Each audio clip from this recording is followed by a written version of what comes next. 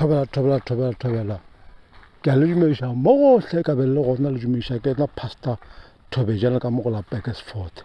Hey, a re thaetseng diphiri bana bešo, welcome to Mozanzi's. A re thaetseng diphiri tša mongwe wa MozCC gore o filo bogafe ke lekganyane Edward re ko gore na o re mo file jona jwang, file jona ka tsela e jwang.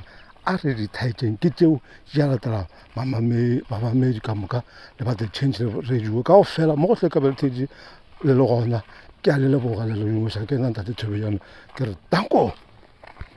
Ke a le dumediša bana ba gešo, ke Ragolo Matome, ke monna wa plastic godimo ga tlhogo. Bana ba gešo, ke tsamaile leeto ke eta ke kuka di-degree tša bogaswi, ke di tshwere ka moka dimo mapanta, ke ra mapanta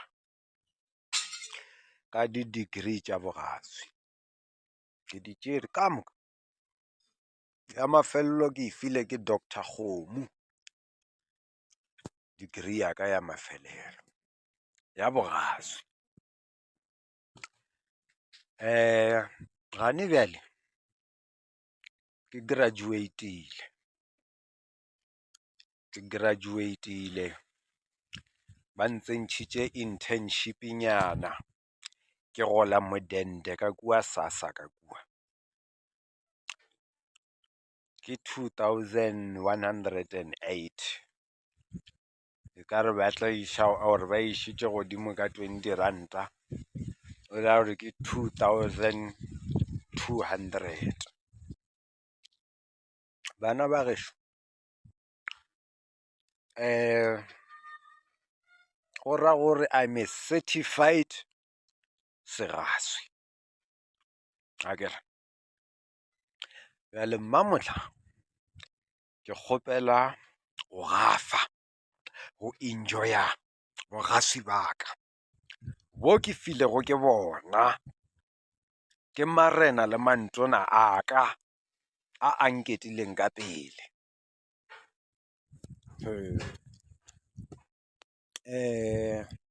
A re thomeng ka Barnabas Lekganyane.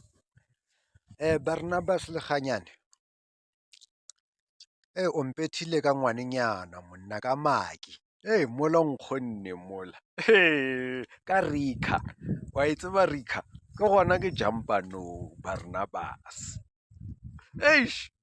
Ke nyakilo hwa ka baka la gago le maki mamotla le maki o tšhaba go mpona le ge nka ya gagabo ka mpara kego ke sa le ke mmona gale gampe. Why a ntšhaba so Barnabas? Tla tsentšha batho ka gare ga mathata. Ba bangwe ba lwa dintwa ga ba di tsebe dintwa tša bona. Edward Eddie di Lekganyane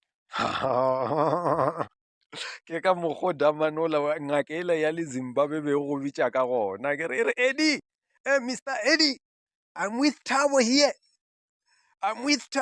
we are coming, we want to come there next week. Le nyaka go ntsuba ka ngaka ya le Zimbabwe ka e jampa le gore ebile ngaka ya lena ya le Zimbabwe e bofile ka kgabo ya tšhaba ngaka ya lena le mmamotlhao ngaka ya lena a senkeng founele se se ka ntlwaela a ona bothata. O mongwe ke ma Auspopira Mathuba wa ba kry-a promotion ngwanenyana wa ba kry-a promotion ngwanenyana ba o tšea ba o dia premier. Ngwaneso re ko go botse ngwanaka, la mafelelo ge ke le ka kua Gapane hospital ke tlhakane le bana ba modimo ba go tšwa ko Vembe, e ka re ko a ke tsebe gore ke Thohoyandou mara ko Venda ba tšwa ko a home ya batho ba mentally disturbed. That home le tswaletše la tšea batho bale la ba distributor le dipetlela tše. So ke rile ge ke fihla ka kua ka kry-a ba bangwe ba bona e ka re beile ba bararo, ba re ba bo bona ga ba balate, ba nkgopela ba re monna wa re ditela ka baka la gore ntle le wena re ka se kgone go loka. Bjale nna ke lapišitše ke o ditela bana ba Modimo, ke tshwere badimo ka moka le a tseba. Bjale be ke kgopela Sesi Ramathuba kere rena digaswi ga di dipetlela ga di pake dipilisi, ke kgopela gore digaswi tšaka di ye ka moria di ye di kgopele merapelo, di ye di kgopele ditaelo, ba fe ditaelo bana ba ka ba fole ba kgone go dira mebereko ya bona ye ba bileditšego yona mo lefaseng.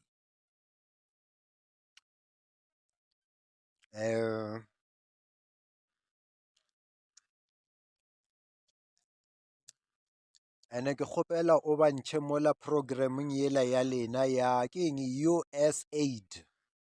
Ke kgopela gore bana ka moka ba ba leng mola programming yela ya USAID, ke kgopela ka moka ga bona le bantšhe ke bana ba ka bana bale. Ge ke re ke ra kgolo Matome, ga se gore lengeloi le ntshwereng ke Matome, ae nna ke ra kgolo wa bo Matome, ke nna ke bjang bo Matome kua le kua le kua le kua. Bo Matome ba ka moka ba kotlama mo go Ragolo Matome, that's why ba mpitša Ragolo Matome.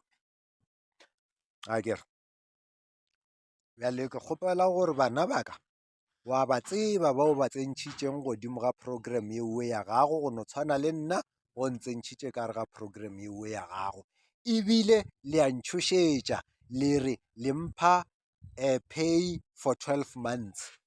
Le nyoko bona ge nka se nwe dipilisi le tlo ntšeela pay, le ntea ngwana tša lena la nkwa kere tša lena. Ga go sana ngwana wa ka o a swanetšeng go ba ka gare ga USAID mo South Africa.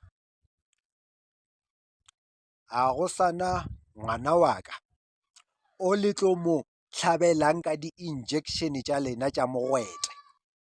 La nkwa kere I hope o nkwele, ga ke sa tlo boya gape.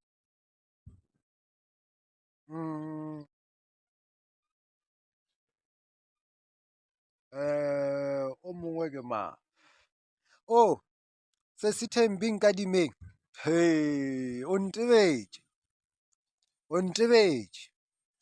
nna ke go tšereng ka go dia presidente ya di-mayor-a tša lefase ka moka.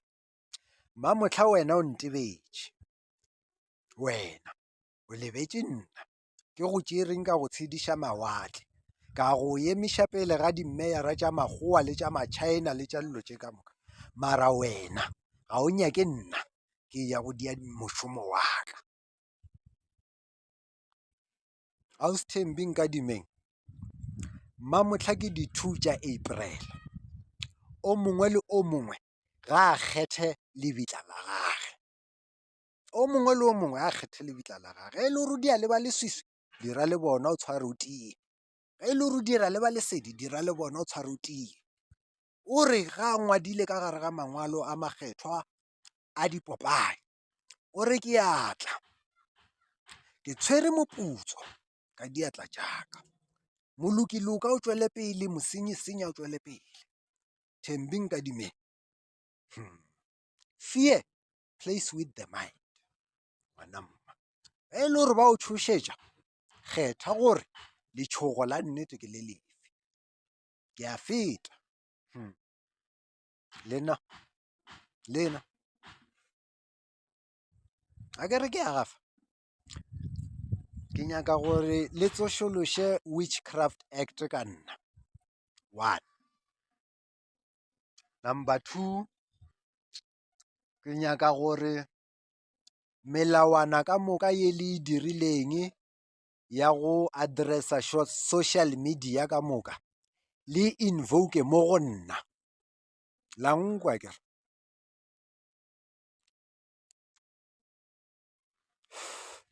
Ene bogoši bo le bofileng KwaZulu Natala, bogoši bo le bofileng e Sekhukhune, le ska nyaka go ntelela, le ska nyaka go ntelela e seng mabung aka. La nkwa kere, ga ke sa bolela gape. Mollo wa o rela, wa o thutetša, o ka tsentšha di tšholla. Le Zimbabwe le la o hira ke Edward Lekganyane le lona la gore le dutse le nna le re Eddie, hi Eddie, a founela Edward, Eddie I'm with trouble. Ba ntshepiša ba re re ya Zimbabwe ro lata chrome Zimbabwe ra e deliver ka mo South Africa Burgersfort. Fu yena ke ngaka D-boy ka TEF, ba go mo tseba ba o dula TEF ba tseba gore D-boy ke ngaka ka TEF. Gala re ke le yena surgery ya gage, yena a ka nthuša dilo tša ka di a tsamaya botse, a seng ka tsamaya le yena ke gafe. Dipilisi tšona ebile ke petere ka gore ke nwa dipilisi ba fetu, ene ke sa tlo dintšha. O tsebe gore dipilisi di ntia gore moya wa ka o be fase, a kere ke kgone go di searcha botse ke dintšhe botse, ke sa tlo dintšha. Ke yena ngaka ya bo Edward Lekganyane ya gore ba nyako mpola ka yona she.